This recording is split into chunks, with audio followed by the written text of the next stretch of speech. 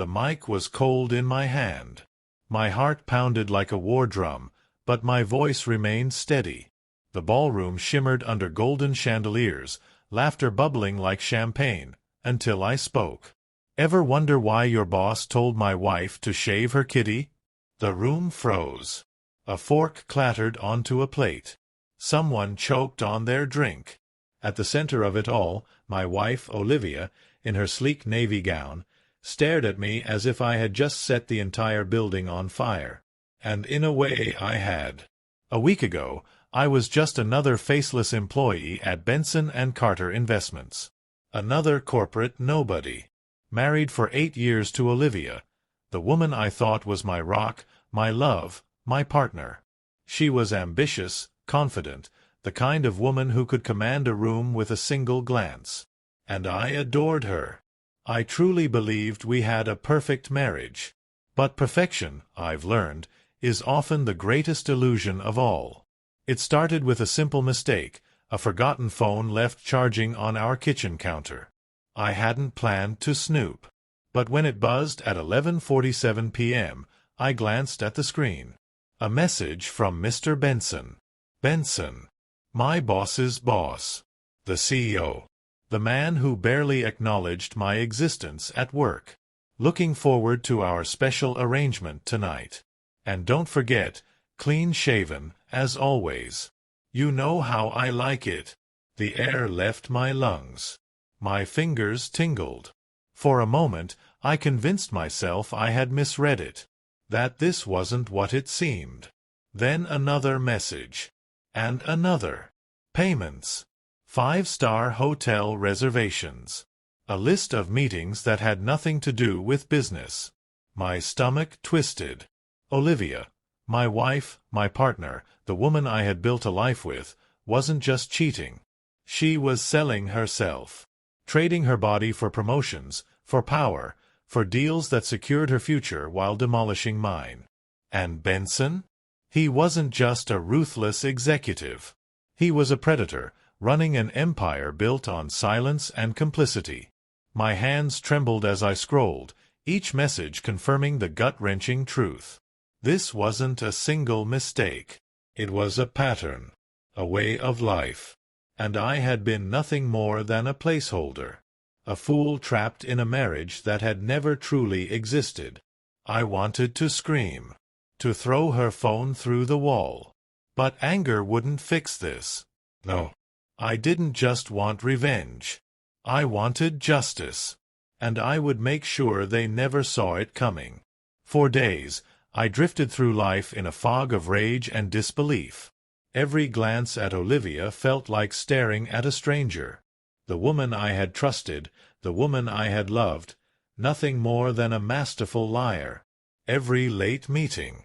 Every business trip. Every promotion. None of it was earned.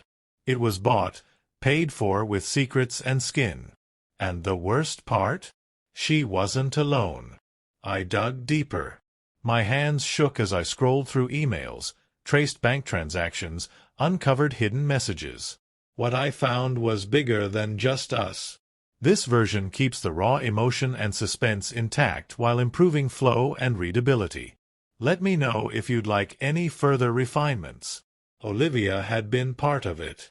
A system, a network of hand-picked employees groomed to offer extra services to close deals.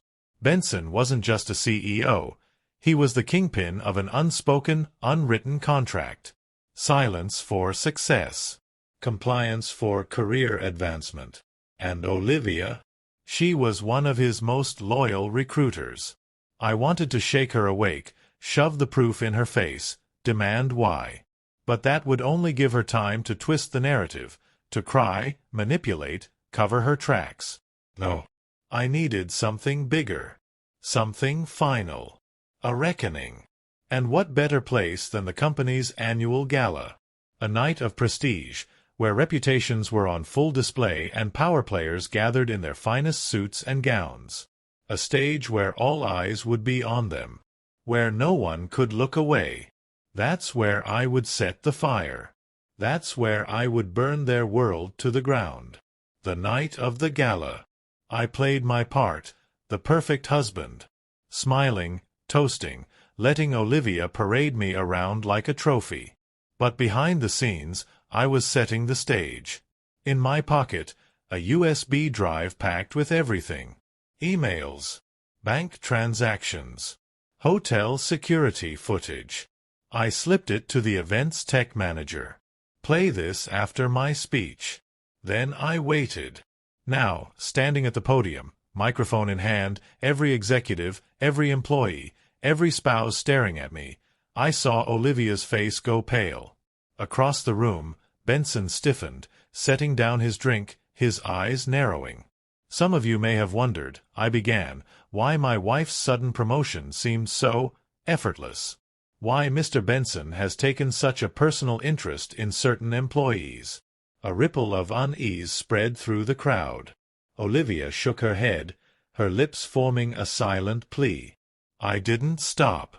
Turns out, this company has a very unique way of closing deals. I turned to Benson. Isn't that right, sir? His jaw tightened. His wife, a vision of poise in a crimson gown, turned to look at him. Then at Olivia. Then the screen behind me flickered to life. Emails, bank transfers, hotel reservations. Proof. A gasp. A strangled cry. Someone screamed. Olivia collapsed in tears. The ballroom erupted into chaos. Gasps, murmurs, sharp-edged stares. Benson tried to bolt, but he didn't get far. The investors, the real power in the company, closed in, forming an unspoken wall. His face, once smug and untouchable, was now drained of color as the weight of his downfall set in. His wife shattered her champagne glass against his chest. The golden liquid dripped down his pristine suit like the filth he truly was. "You disgusting bastard," she spat, before turning away. The aftermath. Olivia stood frozen, hands trembling as she reached for me. "Jack, please. Let's talk." I stepped back. My voice was low, but sharp enough to cut. "Talk? Like the way you talked to Benson? In that penthouse suite? Or the back of his car?" Tears streaked her perfect mascara. "I did it for us, for our future." I laughed. Hollow. Cold. Us? There was never an us. There was only you. Your ambition. Your greed. Your willingness to trade our marriage for power. Benson was dragged away by furious board members, his protests drowned by the noise of his own destruction. Olivia was left standing in the ruins of her perfect world, surrounded by people who finally saw her for what she truly was. A fraud. A liar. And me? I walked away. The next morning, Benson's career was over. The board forced his resignation. Legal action loomed. Olivia lost everything. And me? I was free. Free from the lies. Free from the illusion of a marriage that had died long ago. They say revenge is a dish best served cold. I prefer it served with a microphone and an audience.